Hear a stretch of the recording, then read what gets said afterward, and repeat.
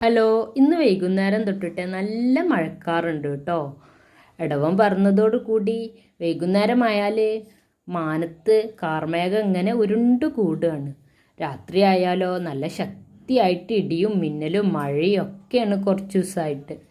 ഇടവം പാതിയാകാൻ കാത്തു നിൽക്കാതെ ഈ കുറി നേരത്തെ തന്നെ തുടങ്ങിയിട്ടുണ്ട് മഴ.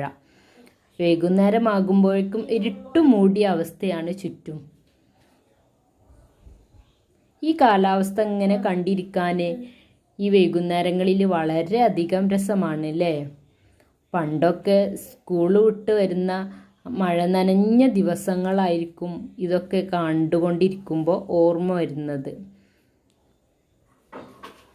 നേരം മഗ്‌രിബ് ബാങ്ക് കൊടുക്കാറായിട്ടുണ്ട്.